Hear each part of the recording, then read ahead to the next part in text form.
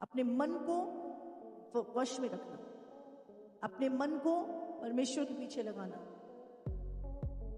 अपने मन में प्रभु के वचन को भरना, अपने मन को प्रभु की आज्ञाओं पे चलाना, ये भी एक इन्वेस्टमेंट है। बाइबल क्या कहती है? जहां मनुष्य का मन जाता है वहां वो खुद आप जाता है। तो मन को क्या करना है? मन के ऊपर भी आपने वचन को मनन करना है, अपनी सही संगति रखनी है, अपनी कोई भी नेगेटिविटी लेनी नहीं, किसी बुरी संगति किसी उसके साथ नहीं आपने रहना, अपने मन को सही इन्वेस्टमेंट। जय मसीह की। आप सभी का स्वागत है हमारे YouTube चैनल मसीह नाउ टीवी पर। प्रिय दर्शकों, बाइबल हमें पहले ही चेतावनी देती है कि अंत के दिनों में समय और भी कठिन होगा। 2026 केवल एक साल नहीं है, बल्कि निर्णय का समय है, परख का समय है। आज हर कोई खुद को सही कहता है, हर संगति आशीष नहीं देती और हर भीड़ परमेश्वर की ओर नहीं ले जाती। इस वीडियो में हम जानेंगे कि 2026 में आने वाले समय को देखते हुए हमें किन लोगों के साथ संगति करनी चाहिए और किन से दूरी बनाना जरूरी है, ताकि हमारा विश्वास डगमगाए नहीं। यदि आप चाहते हैं कि आपका आत्मिक जीवन सुरक्षित रहे, आपका विश्वास मजबूत बना रहे और आप प्रभु के आगमन के लिए तैयार पाए जाए, तो इस वीडियो को अंत तक जरूर देखिए, क्योंकि गलत संगति आपको प्रभु से दूर कर सकती है और सही संगति आपको उद्धार के और करीब ले जाती है। अगर प्रभु के साथ संबंध नहीं रखा, जब विपत्ति आएगी किसको पुकारोगे?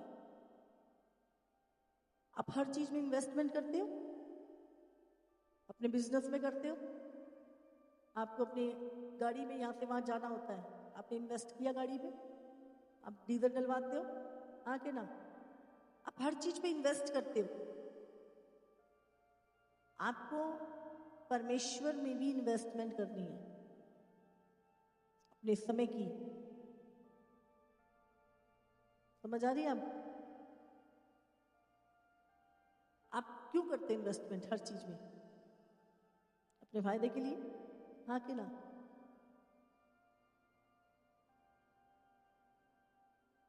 आप कुछ चीजें अकेले नहीं कर सकते, इकट्ठे करो।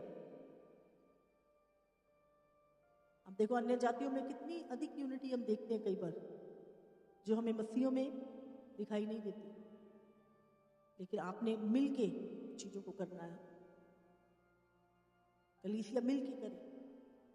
सबसे अधिक हमने फार्मिंग पे ध्यान देना है। समझ आ रही है आपको?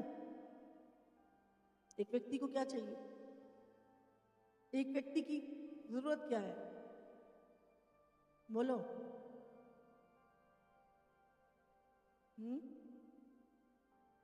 आत्मिक भोजन, शारीरिक भोजन, दोनों। हाँ, बस इतने ही है, इससे ज्यादा नहीं है। बाकी तो आप कितना ही कर लो, आप रोज वर्ल्ड टूर पे चले जाओ, ये जरूरत नहीं है, ये शौक है। परमेश्वर ने कहा मैं तुम्हारी हर जरूरत को पूरा करूंगा। अगर जरूरत होगी तो वो भी करेगा, वो जरूरत हो। आप जानते हैं एक फेक लाइफ जो होती है, एक प्रभु की लाइफ होती है जिसमें जरूरतें होती हैं, एक फेक लाइफ होती है जो बहुत महंगी होती है। पता है आपको? आज लोग फेक लाइफ जी रहे हैं,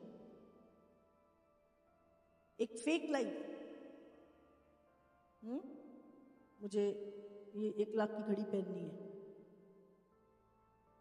मुझे तो यही चाहिए, चाहे भले लोन लेके लूं। जितना हमारे पास है उतनी ही उसी के अंदर सोचे, उसी के अंदर रहे। फेक लाइफ बहुत महंगी लाइफ होती है और उसको मेंटेन करने वाले पूरी जिंदगी दुखी रहते हैं। समझ आ रही है? ये एक नकली जिंदगी है, नकली लाइफ है। इसमें मत पड़े, प्रभु की इच्छा नहीं है। मैंने आपको बहुत, क्योंकि जो समय आ रहा है, ऐसे लोग सबसे ज्यादा दुखी होंगे इस समय, जो एक फेक लाइफ को जी रहे हैं। जो प्रभु के साथ एक ओरिजिनल लाइफ को जी रहे हैं, उनको कोई टेंशन नहीं होगी, वो बढ़ेंगे। और आज लोग प्रॉब्लम में क्यों हैं? वो फेक लाइफ जीना चाहते हैं, इसीलिए वो प्रॉब्लम है। जो नहीं है उसको लिए संघर्ष हो रहा है, जो है उसे हम देख नहीं रहे। हमें प्रभु की दौड़ में दौड़ना है। मुकुट प्रभु की दौड़ में दौड़ने से मिलेगा और किसी दौड़ में दौड़ने से नहीं। जीवन का मुकुट प्रभु देगा हमें जब हम विश्वास की दौड़ को दौड़ेंगे। हालेलुया। ऐसी कम्युनिटी, ऐसे लोग, बच्चा फार्मिंग करना सीखे, सिखाओ अपने बच्चों को फार्मिंग, परिवार सीखे। आज सोचो सब बंद हो गया, आपको कोई टेंशन नहीं होगी उस समय। आज लाइट नहीं है, आपके घर में पानी नहीं आएगा, आपको ध्यान रखना है। उन रिसोर्सेस को आपने पैदा करना है। समझ आ रही है आपको?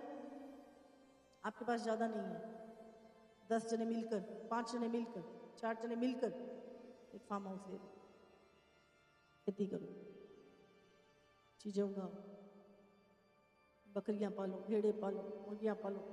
आपको अभी ये चीजें ना समझ नहीं आएंगी, थोड़े दिनों में आएंगी, बहुत अच्छे से आएंगी। महंगाई जब बहुत बढ़ जाएगी तो आप बिल्कुल, आपको फर्क ही नहीं पड़ेगा। हाँ, आपको फर्क नहीं पड़ने वाला। अगर देखो मिस्र में क्यों नहीं फर्क पड़ा? प्रभु ने उनको क्या है, दर्शन दिया, उनको बताया पहले से, और उन्होंने क्या किया, तैयारी कर ली।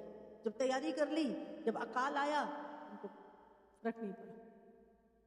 जब मिस्र देश में भयानक अकाल आने वाला था तो परमेश्वर ने पहले से चेतावनी दी। यूसुफ ने बुद्धि से काम लिया, अकाल से पहले खेती करवाई, अन्न जमा किया। जब सारी दुनिया भूख से तड़प रही थी तब मिस्र के पास अनाज था, क्योंकि उन्होंने समय रहते फार्मिंग और भंडारण किया। आज हालात कुछ अलग नहीं है। महंगाई बढ़ रही है, खाने पीने की चीजें दुर्लभ होती जा रही है। यह समय लापरवाही का नहीं, यह समय है यूसुफ जैसी बुद्धि अपनाने का। खेती करो, बो, संभाल कर रखो। बाइबल कहती है जो पहले से तैयार है वही संकट में खड़ा रहता है। अब सवाल यह नहीं कि अकाल आएगा या नहीं, सवाल यह है क्या तुम मिस्र की तरह तैयार हो? समझ आ रही है आपको? महंगाई बहुत अधिक बढ़ेगी, फूड क्राइसिस होंगे। अभी कम है, हाँ अभी कम है, बहुत बढ़ेगी एकदम से। उसने क्या किया, यूसुफ ने क्या किया बुद्धिमानी से, उसने फूड, लोग अपना सोना चांदी अपनी चीजों को लेके आ रहे थे उसके पास, जमीनें सब लेके आ रहे थे कि हमें सिर्फ फूड दे दो। इसलिए सिर्फ ये मटीरियल चीजों पे अपना पैसा जाया नहीं करना, जो है उसको समझदारी से इस्तेमाल करना है और उसको सेव करना है। सही इन्वेस्टमेंट करनी है आपने अपने धन की, किसी के कहने में नहीं, यहाँ कर दो, वहाँ लगा दो, वहाँ लगा दो, ये इस मार्केट में लगा दो। सब कुछ डाउन होने वाला है, सब कुछ। सिर्फ जो विजडम से चलेंगे, प्रभु की विजडम से, वो आशीष पे आशीष पाते जाएंगे और आशीष पे आशीष बनते जाएंगे दूसरों के लिए। हालेलुया। आपको केवल खड़े रहना है और प्रभु की इंस्ट्रक्शंस को फॉलो करना है। यूसुफ ने, इसहाक ने प्रभु की इंस्ट्रक्शंस को फॉलो किया और अकाल में भी 100 गुना काटा। आपको परमेश्वर गिनने नहीं देगा। आपको परमेश्वर, मैं आपको सच में बोल रही हूँ, ये 2026 में प्रभु ऐसे ऐसे आइडिया प्रार्थना करने वाले लोगों को देगा, ऐसी ऐसी चीजें आप करेंगे कि लोग सोच भी नहीं पाएंगे, दंग रह जाएंगे आपके डिसीजनों को देख के। प्रभु ऐसे ऐसे आइडियाज आपके दिमाग में पवित्र आत्मा देगा और आप बढ़ेंगे, उन्नति करेंगे, हर क्षेत्र में उन्नति करेंगे, बुद्धि से भरपूर। कहां से आ रही थी बुद्धि? दानियल प्रार्थना कर। Hallelujah, hallelujah. आप देखेंगे आपके परिवार भी स्ट्रांग होंगे, आपकी फैमिलियां, हर क्षेत्र में आप स्ट्रांग होंगे।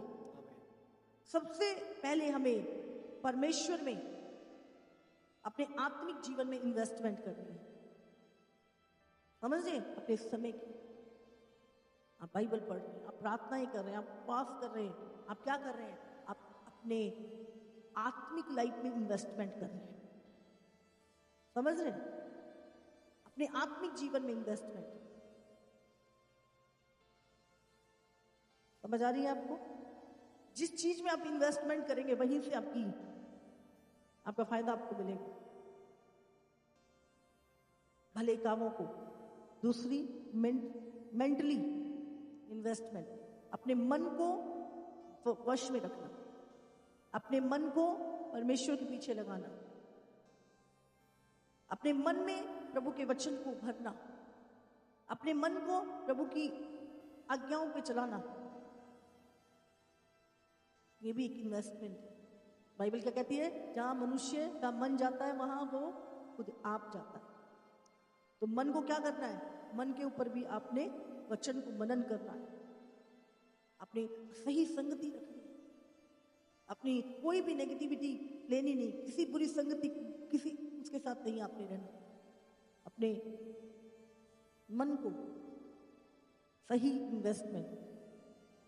हमारा मन हमें बहुत कुछ कहता है, कभी डर, कभी क्रोध, कभी गलत राह, लेकिन बाइबल कहती है अपने मन के पीछे नहीं, प्रभु की इच्छा के पीछे चलो।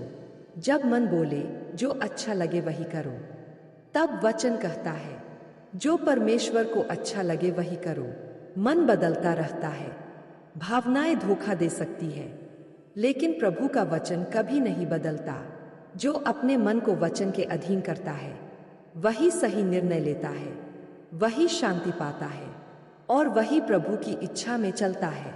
आज निर्णय करो, मन को नहीं, भावनाओं को नहीं, परमेश्वर के वचन को चलने दो, क्योंकि जो वचन पर चलता है वही जीवन में खड़ा रहता है। और तीसरी, अपनी हेल्थ के ऊपर सही खान पान। आज हम देख रहे हैं छोटे छोटे बच्चों को हार्ट अटैक हो रहा है, कितने लोग इस समय कैंसर से पीड़ित हैं। हम 24 घंटे बर्गर, पिज्जे, मैगी, आप जानते हैं कितना नुकसान करती हैं ये चीजें। हमने अपनी हेल्थ का ध्यान रखना है। प्रभु ने जो चीजें, सही चीजें बनाई हैं उन्हें खाओ। हम पहले अपनी हेल्थ का ध्यान नहीं रखते, फिर कुछ हो जाता है, प्रभु हमें चंगा कर दे। प्रभु ने आपको बुद्धि दी है, हाँ कि नहीं? आपको बुद्धि आपके लिए दी है, आपकी जिंदगी के लिए दी है, उसको इस्तेमाल करो। अपनी हेल्थ में सैर करनी है, अच्छा फूड खाना है, सैलेड खाना है, जो भी सीजनल फ्रूट है, सस्ता है, खाओ। और चौथी, रिलेशनशिप के ऊपर इन्वेस्टमेंट करनी है, अपनी रिलेशनशिप स्ट्रॉन्ग करनी है। मैंने बोला आपसी रिलेशनशिप, फैमिली के साथ रिलेशनशिप, रिलेशनशिप बहुत जरूरी है स्ट्रॉन्ग करना, एक दूसरे से मिलना। जीवन क्या है? जीवन ये शरीर नहीं है। जीवन आपकी आत्मा है, आपकी आत्मा में जीवन है। आपका मन जो है उसमें जीवन है। शरीर तो मृत है, जीवन आत्मा में और मन में है। और जो चीजें आप एक विजयी जीवन कैसे जीते हो, बाइबल कहती है जहां तेरा मन जाता है, जहां मनुष्य का मन जाता है मनुष्य वहां जाता है। पहले आप क्या करते हो? पहले चीज को कोई भी चीज करने से पहले कौन सोचता है? बातें कहाँ पे आती हैं? शरीर तो बाद में जाता है, करते तो बाद में हो उसको, पहले क्या है? मन। तो जीवन क्या है? जीवन तुम्हारी आत्माओं में, तुम्हारे मन में, तुम्हारे प्राण जो तुम्हारे अंदर है, तुम्हारे विचार, कल्पनाएं जो एक मनुष्य को बनाती हैं और एक मनुष्य को बिगाड़ती हैं। कल्पनाएं, तुम्हारी सोच। आज हमें कार्य करना है अपनी सोच के ऊपर, अपने विचारों के ऊपर। कार्य हमें बाहर के काम जो शरीर से करते हैं उस पे नहीं, वो तो हम बाद में करते हैं, पहले सोचते कहाँ हैं? जैसी मनुष्य की सोच है वैसा वो खुद है। समझ आ रही है आप? जैसी आपकी सोच होगी वैसे आप हैं।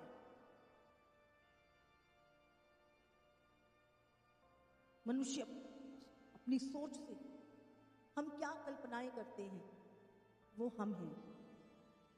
हम कैसी सोच और विचारों को रखते हैं वैसे हम हैं। और प्रभु का वचन क्या है? हमें सिद्ध बनाता है, हमें परफेक्ट करता है। जितना हम क्यों कहते हैं कि वचन में, संगति में अपना समय बिताओ? क्यों? जब तुम परमेश्वर के साथ बैठते तो प्रभु की सोच, प्रभु के विचार जब तुम्हारे अंदर आते हैं और तुम उसको सोचते हो, कल्पना करते हो, वैसे ही तुम बनते जाते हो। हालेलुया। तुम बुरी संगति में बैठे हो, गलत चीजों को सुन रहे हो, तुम वैसे बनते जाते हो। इसीलिए ध्यान रखिए, आप किन लोगों में बैठते, आपके विचार कहां से आ रहे हैं।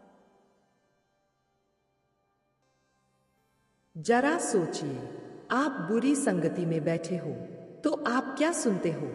वहां वचन नहीं, शिकायतें सुनाई देती है, प्रार्थना नहीं, आरोप और मजाक सुनाई देता है। बुरी संगति में बैठकर पवित्रता की बातें नहीं होती। वहां मन धीरे धीरे बदल जाता है और आत्मा कमजोर हो जाती है। बाइबल कहती है, जैसी संगति वैसा जीवन। अगर आप गलत बातें सुन रहे हो तो गलत सोच पैदा होगी और गलत सोच गलत रास्ते पर ले जाएगी। आज अपने कानों की रक्षा करो।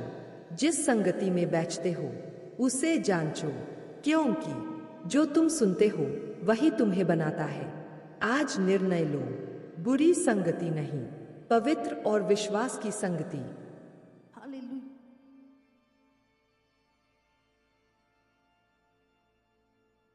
प्रभु का वचन कहता है, यिर्मयाह 29:11 में लिखा है, परमेश्वर हमारे विषय में। आप सोचो, मनुष्य के अंदर सबसे अधिक क्या चलता है? कल्पनाएं चलती है। मैं ऐसा करूंगा, मैं वो करूंगा, मैं ऐसा बनूंगा, मैं इसको ये करूंगा। सारी चीजें कहाँ चलती है? मन में तुम कल्पनाएं बनाते हो, मैं ऐसा करूंगा फिर ऐसा हो जाएगा। सारी बातें कहाँ? मन में चलती है। वो विचार कहाँ से आ रहे हैं? देखो, पहले वो विचार तुम्हारे भीतर आते हैं, वो कल्पनाओं में तब्दील होते हैं, फिर तुम उसे बोलते हो और वो चीजें हो जाती हैं। हालेलुया। समझ आ रही है आपको? पहले आप वो विचार कहीं से आए, फिर तुमने उसे सोचना शुरू किया, फिर तुमने उसे बोलना शुरू किया और वो चीजें तुम्हारी लाइफ में घटने लगती है। इसीलिए बदलाव कहाँ चाहिए? क्या एक बहुत महंगी क्रीम लगाने से आपकी किस्मत बदल जाएगी? बहुत महंगे कपड़े पहनने से हमारी किस्मत बदल जाएगी? हाँ, इंसान कैसे बनता है? बाहर से ही अंदर। तो बदलाव कहाँ चाहिए हमें? बहुत मुश्किल होता है। ऐसे हमारे विचार प्रभु के विचार होते हैं। मैं थोड़ी देर भी सहन नहीं कर पाती कुछ चीजों। नहीं हो सकता, ऐसे नहीं हो सकता, ऐसे नहीं हो सकता, ऐसा हो जाएगा, वैसा। डर के विचार, प्रभु ने हमें डर दिया ही नहीं। हमारे पास डर के विचार नहीं है। लेकिन ये चीजें क्रिएट की जाती है कहां पर? तुम्हारे मन में। तो मनुष्य को अपने विचार, बाइबल में क्या लिखा? पढ़ेंगे हम यिर्मयाह 29:11। क्योंकि यहोवा की यह वाणी है कि जो कल्पनाएं मैं तुम्हारे विषय करता हूँ उन्हें मैं जानता हूँ, वे हानि की नहीं वरन कुशल ही की हैं, और अंत में तुम्हारी आशा को पूरी करूंगा। हालेलुया। प्रभु क्या कह रहा है? यहोवा की ये वाणी है। किसकी वाणी है? कि जो कल्पनाएं, जो विचार, जो सोच, जो योजनाएं मैं तुम्हारे विषय में करता हूं उन्हें मैं जानता हूं। जो मैंने तुम्हारे लिए प्लान करके रखे हैं उनको मैं जानता हूं। जो कल्पनाएं, योजनाएं तुम्हारे लिए बनाई हैं उनको मैं जानता हूं। वो सब तुम्हारे कुशल की हैं और उनमें से एक भी तुम्हारी हानि की नहीं है। हालेलुया। वो कल्पनाएं जो मैं तुम्हारे विषय में करता हूं उन्हें मैं जानता हूं, वो हानि की नहीं वरन कुशल ही की है, और अंत में तुम्हारी आशा पूरी करूं। Hallelujah, hallelujah. तो परमेश्वर ने तुम्हारे लिए कौन सी योजनाएं बनाई है? कुशल की। एक भी योजना तुम्हारी हानि की नहीं है। सारी योजनाएं तुम्हारे कुशल की बनाई है और उनको परमेश्वर जानता है। उसने तुम्हारे लिए क्या करना है उसको वो खुद जानता है। हालेलुया। अभी चिंता करनी है कोई? क्योंकि प्रभु कहता है मैंने जो योजनाएं तुम्हारे लिए बनाई वो सब तुम्हारे कुशल की, उसमें से एक भी तुम्हारी हानि की। तो हमें आनंदित होने की जरूरत है। हालेलुया। भाइयों और बहनों, शायद आज आप टूटे हुए हैं, शायद हालात आपके खिलाफ है और आपको लग रहा है कि आगे कुछ नहीं बचा। लेकिन परमेश्वर कहता है, मैं तुम्हारे विषय में जो योजनाएं करता हूँ वे विनाश की नहीं, वे दुख की नहीं, वे असफलता की नहीं, परंतु कल्याण की है। लोगों ने आपको छोड़ दिया होगा, दुनिया ने आपको नकार दिया होगा, लेकिन प्रभु ने आज भी आपके लिए आशा और भविष्य रखा है। अगर आज अंधकार है तो कल प्रभु की रोशनी जरूर आएगी। बस भरोसा मत छोड़ो, क्योंकि परमेश्वर की योजना हमेशा समय पर पूरी होती है। यिर्मयाह 29:11। यह वचन आज भी जीवित है और यह वचन आज आपके लिए है। हमारे लिए एक भी योजना हमारी हानि की नहीं। बोलो मेरे लिए कोई भी योजना मेरी हानि की नहीं।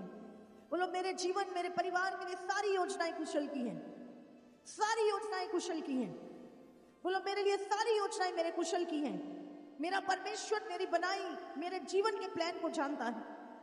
वो सब कुशल की हैं, उसमें से एक भी हानि की नहीं।